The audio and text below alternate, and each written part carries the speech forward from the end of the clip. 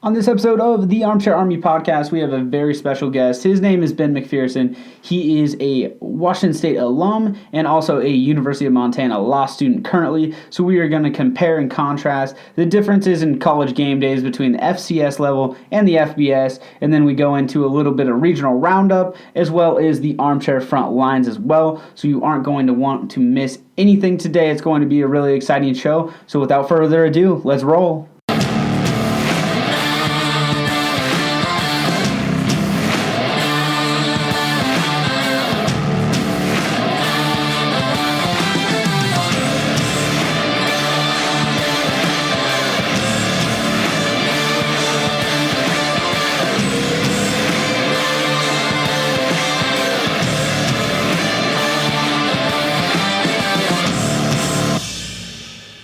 All right, we're going to welcome to the podcast one of my good friends, Ben Macpherson. He is a WSU alum, and he is currently a law student at University of Montana. What's up, Ben?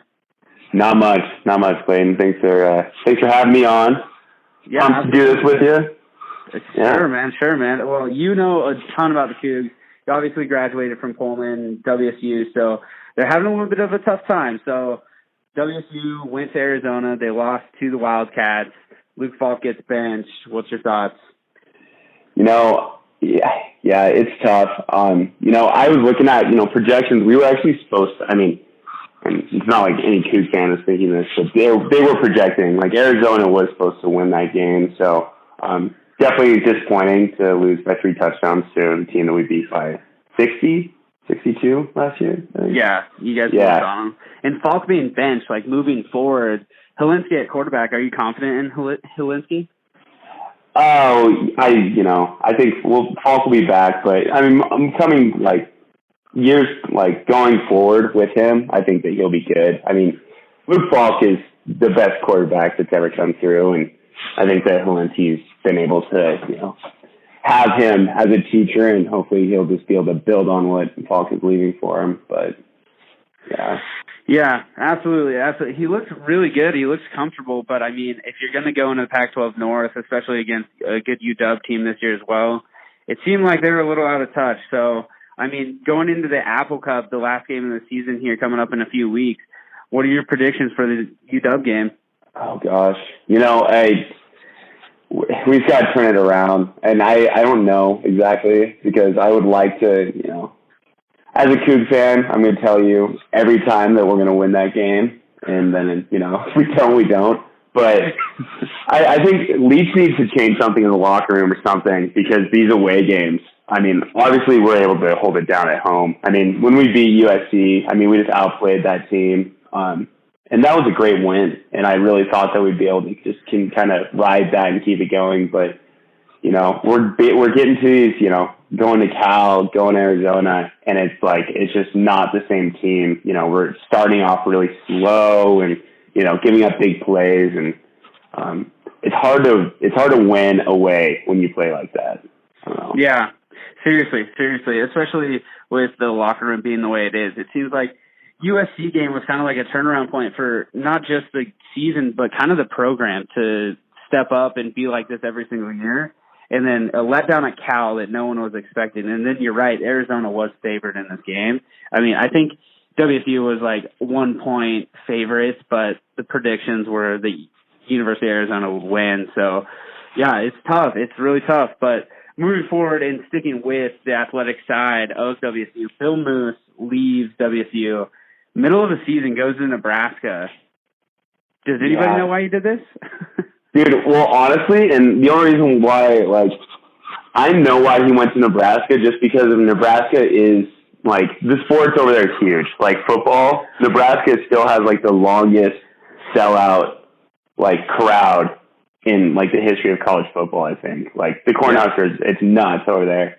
And, I have family over there, and, over in Omaha and everywhere else surrounding Lincoln, it's definitely a big deal, and they've sucked.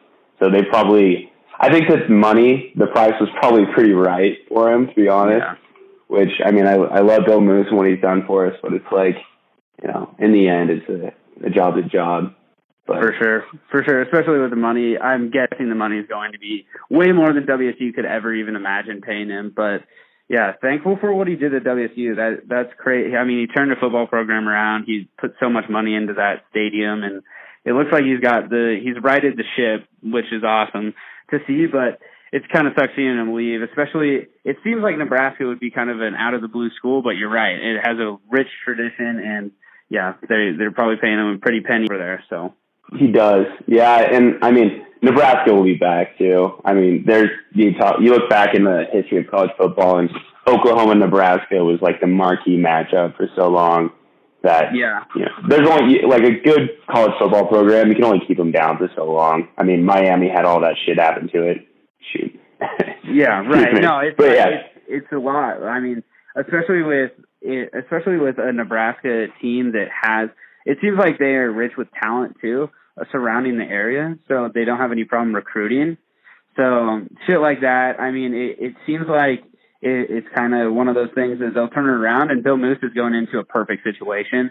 It's not like a job that he would get fired from because he's trying to turn around a program, you know? Yeah. Oh, they'll give him a coach. I mean, yeah, and especially with the position. I mean, if you're a head coach, it's a little different, but when you're coming in and you know what Bill Moose will be doing, he's going to have a lot of time around him, and we'll see if he can make any other Nebraska sport actually like worth anything. But exactly. I mean, so he came from University of Oregon, right? Gosh, I want to say that he started somewhere else too, because I was looking at that because he's had. But I mean, like every university, it seems like he was there. He was at Oregon during the Mariota era. Yeah, correct? He was like the start of that with Chip Kelly. He brought in Mike Leach at WSU, and then now he's going to Nebraska. Is he like? I mean, he has to be at this point in the top 5 all-time ADs. I mean, he's got to be in the conversation for it at least. Turning you'd think so. Around. Yeah. Yeah, but it's weird though too at the same time because it's like, I mean, I guess he sustained it too. But I think Nebraska really did well in getting him. I think that there's a lot of other probably big programs that are looking at that move and kind of like questioning, like, oh, I don't know how great that will be. But I think you're right. I don't think that that's really recognized, especially, SEC and Big Ten always kind of look down on anything that has to do with the Pac-10, Pac-12. But right. I think that they'll be surprised with the changes that he brings to that program. Because if you can make, little old WSU that's out in the middle of nowhere turn into, have prominence and be in the top 10 in college football, you can pretty much do anything, especially with Nebraska. Yeah, absolutely. And so you are now a University of Montana student. You're a Grizz. You're at the law school. Can you compare and contrast a little bit of like what you've been to a couple Montana games and you've obviously gone to a ton of WSU games. What's the differences, I guess, between those, between the FCS and a school like WSU? Oh gosh, it's fun to watch, and I enjoy college football. I enjoy watching it. Definitely, there is a different level of competition. There's a different level of the amount of people there, the fandom. I'm not going to take anything away from Grizz Nation because it's definitely crazy. People get after it. People from Wazoo like to drink, but I don't think that. That falls short here at all.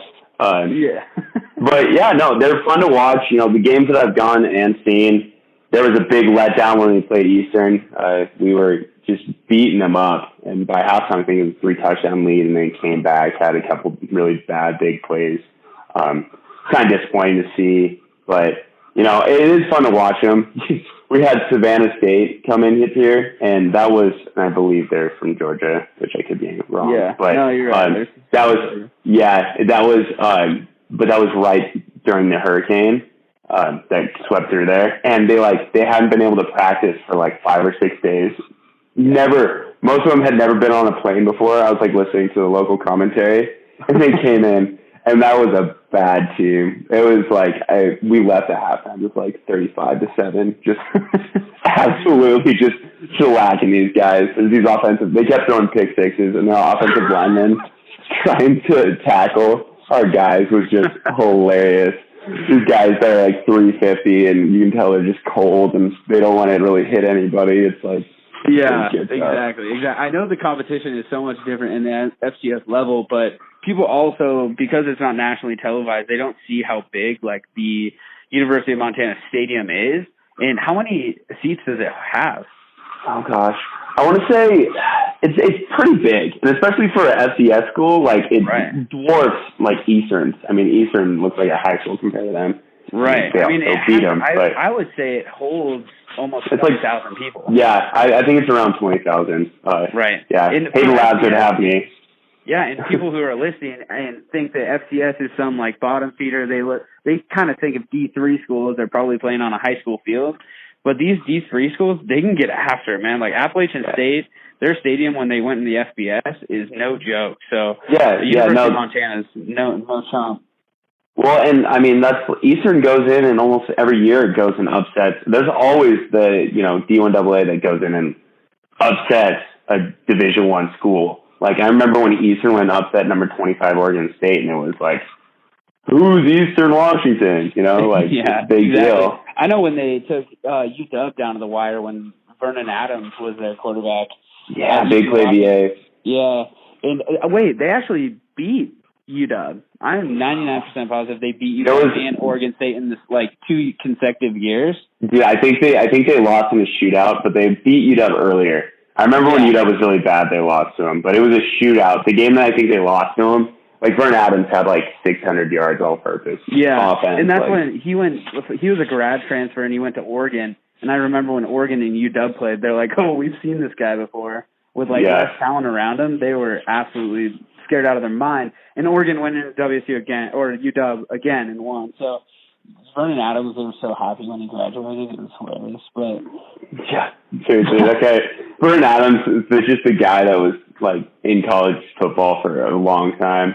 It's like those guys in college basketball where you're like, isn't he 33 now? How is he still Denzel Valentine? Yeah, when he was playing on Michigan State, it was oh goodness, I know. It was kind of funny because you came on the scene as a freshman, and you're like, oh, this guy's so young, and then it just felt like you got older, but he never did. And every time you watched, they got one game on ESPN a year randomly. They played in August, 2 weeks before anybody else, and you would look and you're like, dude, that guy's a freshman again. He's redshirted 4 times. So yeah. Pretty funny just to watch FCS sometimes, just to see all these players that you feel like you've watched forever. But yeah, going and being in Missoula now is the campus. The campus is a lot different from Pullman. Obviously, they can hold their own weight with drinking. I know they don't have Pullman water down there or up there, but what's the scene on campus like for football and anything like that? Are the events just as big, or are you hunkering down with school?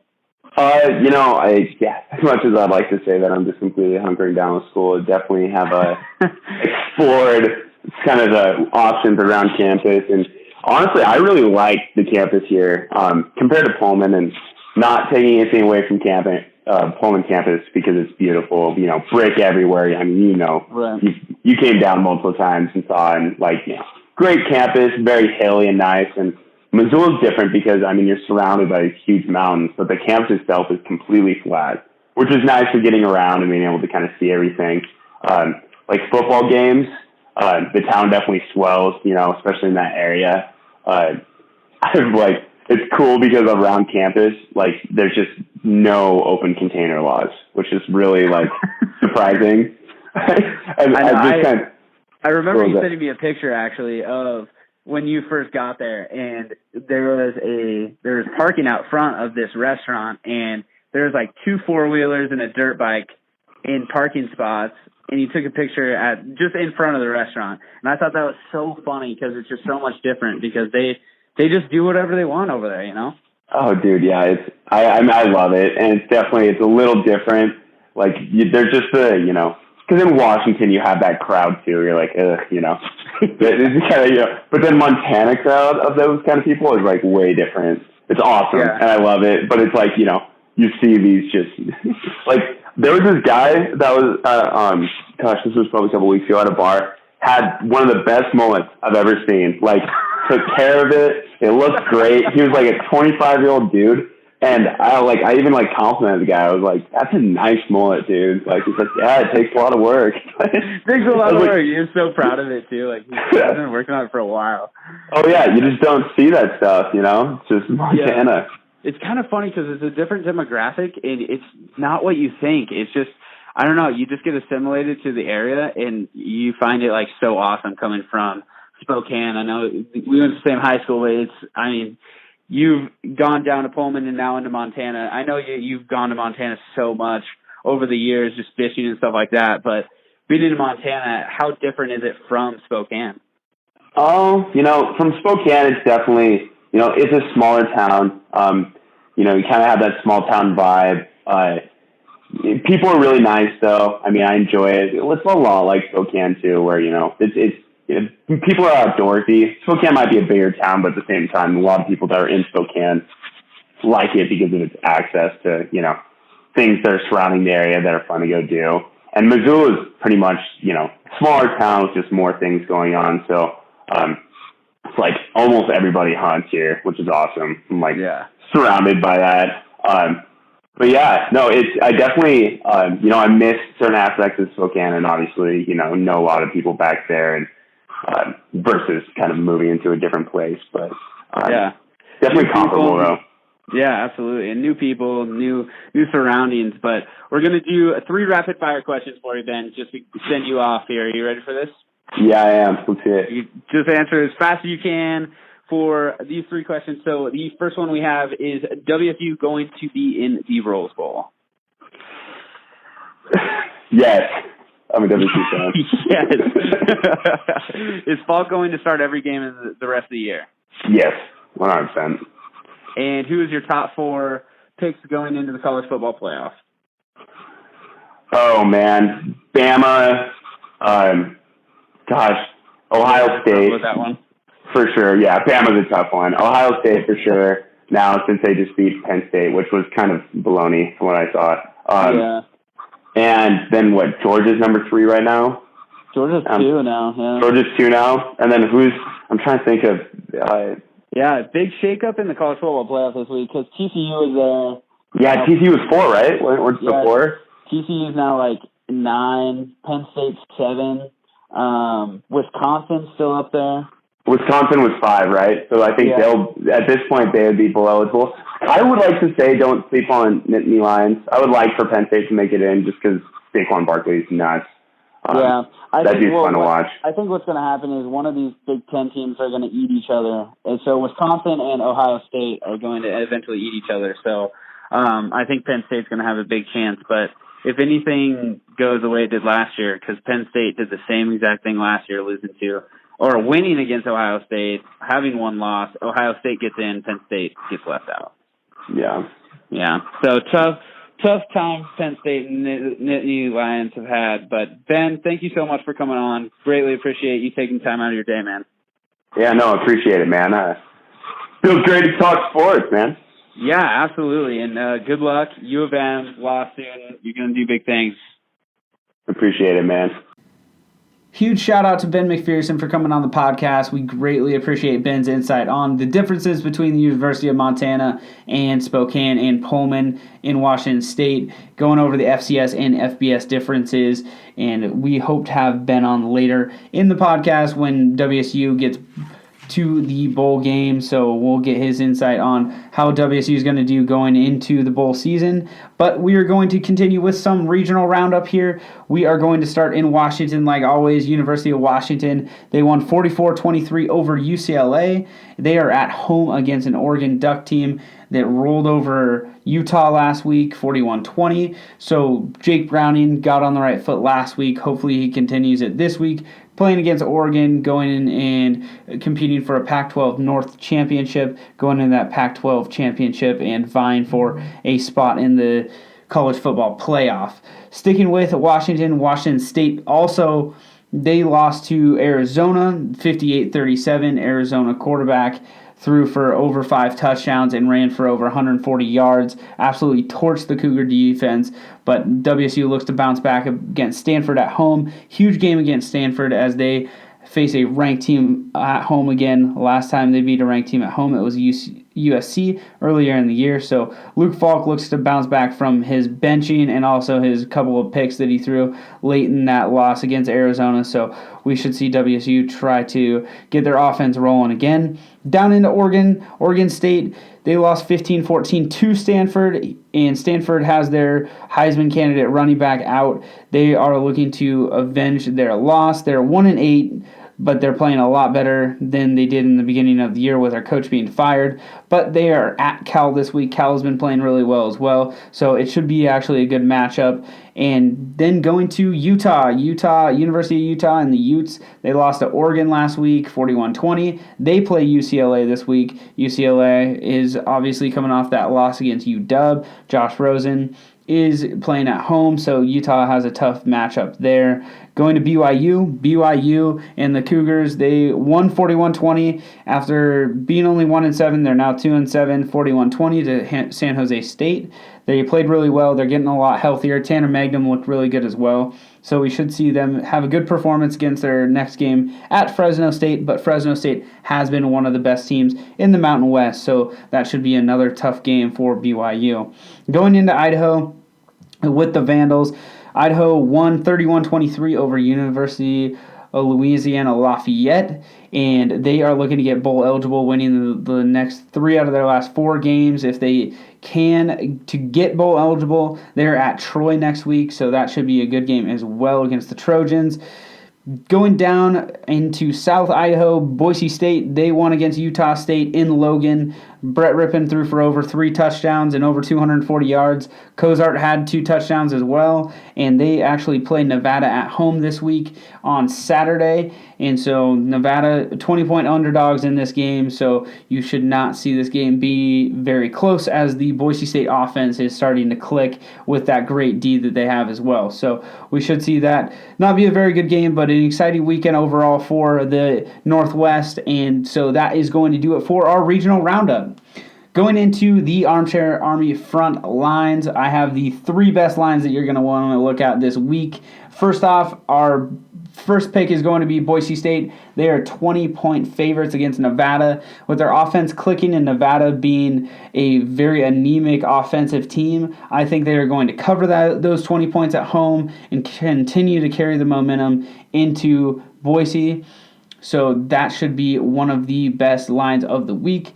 Going to Oklahoma at OK State. Oklahoma, number 6, I believe now, is facing OK State in Oklahoma State's territory. So you should see Oklahoma is actually 4-point underdog. So I'm going to take those points. I think Oklahoma and Baker Mayfield weather the storm and they win this game. Not only take the points, but they win this game. So look for that in that rivalry game. Going to Penn State at Michigan State. Penn State is 11-point favorites at Michigan State. Both teams coming off a loss. Michigan State obviously coming off a loss to Northwestern. Penn State going to Ohio State and losing there. So we should see that be a good game as well. I love taking these teams that are coming off this loss because they are always going to compete. Penn State is still vying for a college football playoff spot, so I think they are the ones to look for here. Michigan State coming off that loss to Northwestern, they're still a really young team. They're overachieving all year, so I think they're a little overrated for what they are. So I'm going to take Penn State in that 11 points. Saquon Barkley is going to come back and have a great game against the Spartans, so that is going to be my 3 picks for the Armchair Front Lines, and that is going to do it for our segments here. Thank you for tuning in to the Armchair Army podcast. We greatly appreciate it. Keep subscribing, keep listening on iTunes, Stitcher, Google Play. All of those are available so you can listen every week on those platforms. This week we also have a special guest, Miles Clifford and Shane Larson. Again, they're our favorite reoccurring guests, so we are going to keep them on the podcast here. We are going to bring in a new segment we like to call the Chair Draft, where we draft our favorite lineup of the topic of that week, so you're not going to want to miss our new segment. We also have good vibes, bad vibes, and then we are going to also have some positive chair talk. We get to put a person that we like in the chair this week instead of dislike, so we're going to switch it up a little bit there. So be ready for that. I'm really excited for that new podcast dropping on Thursday, so stay tuned, and thank you for listening.